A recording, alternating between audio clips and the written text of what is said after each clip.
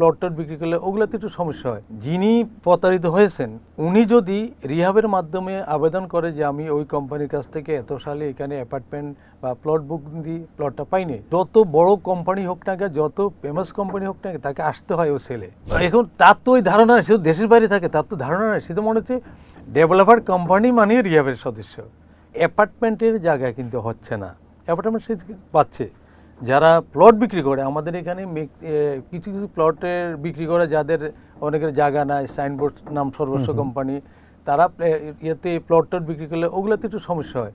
কিন্তু ওই যদি মানে ওই কোম্পানিতে তো রিহাবের মেম্বার, যিনি প্রতারিত হয়েছেন উনি যদি রিহাবের মাধ্যমে আবেদন করে যে আমি ওই কোম্পানির কাছ থেকে এত সালে এখানে অ্যাপার্টমেন্ট বা প্লট বুক দিয়ে প্লটটা পাইনি, কোম্পানিটা আপনাদের রিহাবের মেম্বার, তখন রিহাবের একটা সেল আছে কাস্টমারদের জন্য। আচ্ছা। এবং যত বড় কোম্পানি হোক না কেন, যত ফেমাস কোম্পানি হোক না কেন, তাকে আসতে হয় ও সেলে।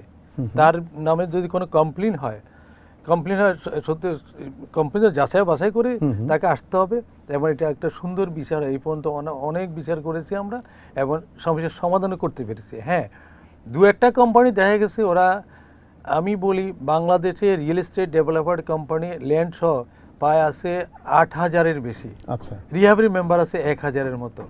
তো এখন যেন আমার এক বন্ধু একটা জায়গায় একটা প্লট বুকিং দিল, প্লট বুকিং দিয়ে বললো যে আমি একটা প্লট বুকিং দিয়েছি অমুক কোম্পানি, তা আমি খুঁজে দেখি যে রিহাবের মেম্বার না। আমি বলেছি, তখন আমি ওকে বললাম যে এটা তো আমাদের দ্বারা কিছু করা সম্ভব নয়। কেন? আমি তো রিহাবের মেম্বার না। তো এখন তার তো ওই ধারণা নেই, সে তো দেশের বাইরে থাকে, তার তো ধারণা নেই, সে তো মনে হচ্ছে ডেভেলপার কোম্পানি মানে রিহাবের সদস্য।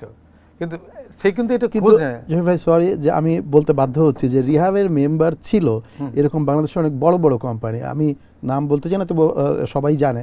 ধরেন আমি যদি ডোমিনোর কথা বলি, একটা বড় কোম্পানি ছিল যারা বাংলাদেশের একটা লিডিং রিয়েল এস্টেট কোম্পানি ছিল, এবং তারা রিহাবেরও মেম্বার। কিন্তু এদের কাছেও ফ্ল্যাট বুকিং দিয়ে বহু লোক ফ্ল্যাট পায় নাই, এবং এখনো পর্যন্ত বা বিল্ডিং ইনকমপ্লিট রেখে চলে গেছে, ফ্ল্যাট রেজিস্ট্রেশন দিচ্ছে না, দখল দিচ্ছে না, বা অ্যাপার্টমেন্ট বুঝে পাচ্ছে না, এবং ফ্ল্যাট যারা কিনেছিল তাদের সঙ্গে এখন জমির যারা মালিক তাদের গণ্ডগোল হচ্ছে।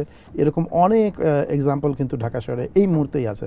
সো আপনি যেটা বলছেন যে প্লটে এটা হয়, ফ্ল্যাটে হয় না, এটা কি সত্যি? আপনি এটার ব্যাপারে কি ডিফেন্ড করবেন?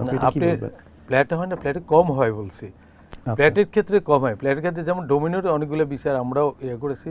ডোমিনো যে কাজটা করেছে এটা শুধু ইয়া না, এই যে ফ্ল্যাট যারা, কিন্তু শুধু তারা না, যারা ল্যান্ড মালিক, অনেক ল্যান্ড মালিক তারা প্রতারিত করছে। হ্যাঁ, তারা যেহেতু ফ্ল্যাট পাচ্ছে না, প্লট পাচ্ছে না।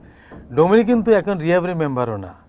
এখন ওই যে রিয়েল এস্টেট অধ্যাদেশ 2008 একটা ইয়া হয়েছে, এখন ওই আইন অনুযায়ী যিনি প্রতারিত হয়েছে উনি মামলা করতে পারে, মামলা করে উনি অনেকে মামলা করে করে তার ইয়েটাই নিয়ে নিচ্ছে। এই